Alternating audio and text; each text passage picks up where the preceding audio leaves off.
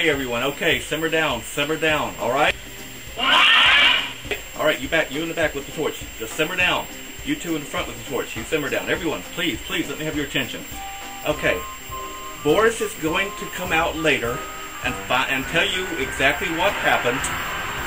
Exactly what happened with him and the groundhog, okay? I can't do any better than that right now, so I tell you, we've got to show the tape, and just come back tomorrow or listen to the show. Actually, listen to the show, and I tell you what, I will announce it on the show what Boris and the groundhog said between each other to see if there's going to be winter or spring or what happened, okay? I'm sorry, I just can't help you right now, so please, thank you. We've got to go see Monster Movie Night now and tape it and get ready, so you guys come back and watch it on your computers tonight, alright? Thank you.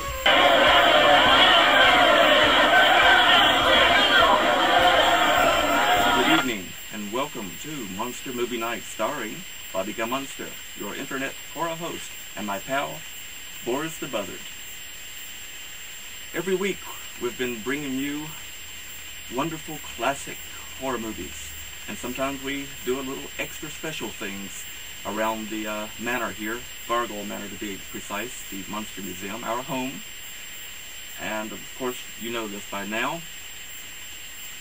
Can you imagine those people, Boris, coming here every year at this same time around Groundhog's Day just to find out if you saw the groundhog shadow or not?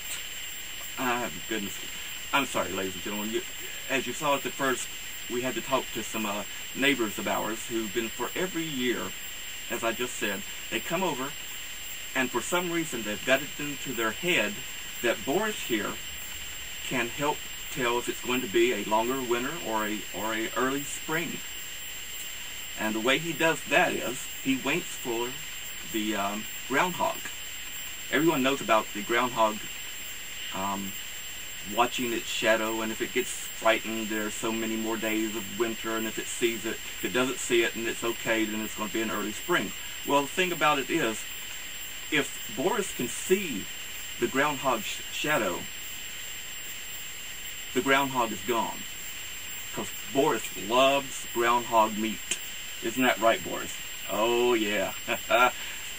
And that's the thing. If he eats the groundhog because the groundhog saw his shadow, and he saw his shadow, then we're going to have, maybe 10 more weeks of winter. Or 6 weeks, is it? 10, 6, something like that. And if he doesn't, then it's going to be an early spring. So, alright. So tell me, Boris, are you full or are you not full?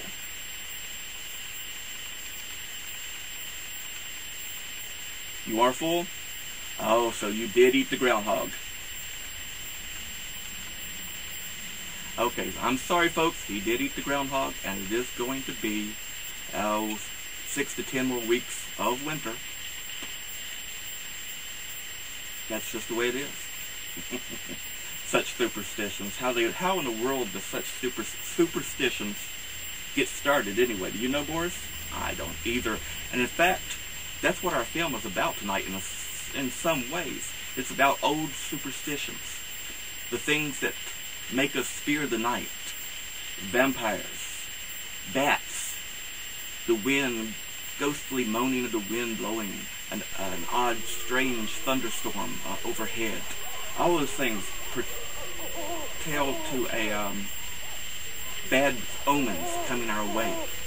And in a way, this film that we're going to see tonight is called The Vampire Bat, starring Lionel Atwill, Fay Wray, and Mr. Dwight Frye. You know Dwight Frye from Frankenstein, Dracula. He was Renfield, and he was Fritz the Hunchback assistant in Frankenstein. Dr. Frankenstein, because he made the Frankenstein monster. That's why they call it Frankenstein. Well, in this one, he plays another part of a disturbed man, but he plays him very, very well, doesn't he, Boris? Yes, he does. We just love having new guests for dinner. In fact, I think I smell the roast of yak right now. My wife has it on, and we were just getting ready to eat a late night supper, around 12 o'clock, midnight. That's the best time to eat, you know. Contrary to a lot of critics, it has a little bit of everything to me. It has the ghostly winds, the storms, the vampire bats, the ghosts, the superstitions. Oh my goodness, and plus lovely Fay Ray. You remember Fay Ray who used to hang out with King Kong? Now that was a giant ape that could really swing. I'm telling you, right? Right.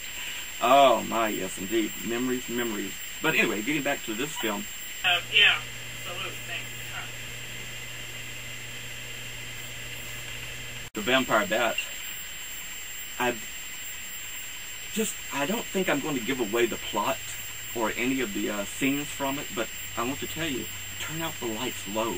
Oh yes, always turn out the lights low with a classic monster movie, because it's the best time of night. 12 midnight, with your lights out, and only the glow from your computer monitor. Turn up the volume. Get as close as you can without hurting your eyes, and just let yourself flow into that other world, that black and white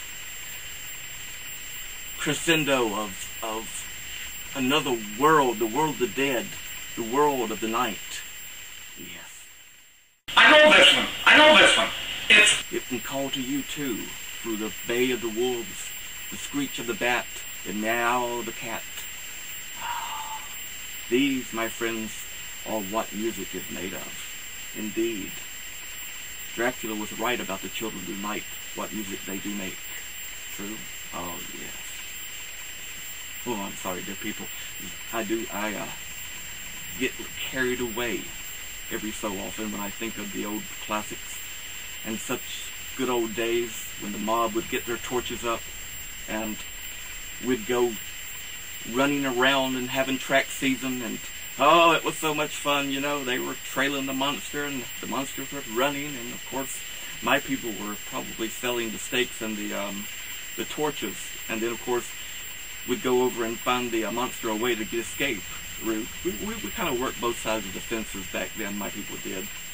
You know, you got to make a living, you know, as they say. And speaking of which, I hope you all get a chance to come to our store, Gothic Charms, the magic store, and it's located on Highway 103, Clawville, Virginia, about 8 miles from Stewart, Virginia, and about 20 miles from Mount Airy, North Carolina. Mount Airy, you know, Mayberry, where Andy Griffiths and Barney and all them used to hang out. Well, we're 20 miles from that. Can you imagine? We are really in the deep south. But it's okay. There's no banjo pickers around here that's going to hurt you, so you come on down, all right? We'll be waiting for you. I have an extra coffin, always ready for my friends, and because, well, me and my wife, we have our own, so you don't have to worry about putting us out. We always have an extra, and we're always open-doored and open-armed to welcome new blood in the house. So, all right, my good friends. I know you're waiting, you're chomping at the bits to get to the new movie called the classic, The Vampire Bat. And while you all are doing that, and I'm getting the movies ready, and my wife is cooking up the roasted yak, I think me and Boris will toss around the old skull a little bit and have a little bit of fun to loosen up before the for dinner and for the movie. What? You've never tossed around the old skull? Well, it's got to be a special skull. It can't be too large and it can't be too small. This one's about right. It's easy to catch. And you ready? Huh? Ready? Catch! Oh well, we'll work on it. All right. Don't you worry, people. Boris will work on his catching maneuvers, and I'll get a little better at my throwing. So tell you what. All right, get ready for the Vampire Bat. And until next time, keep screaming.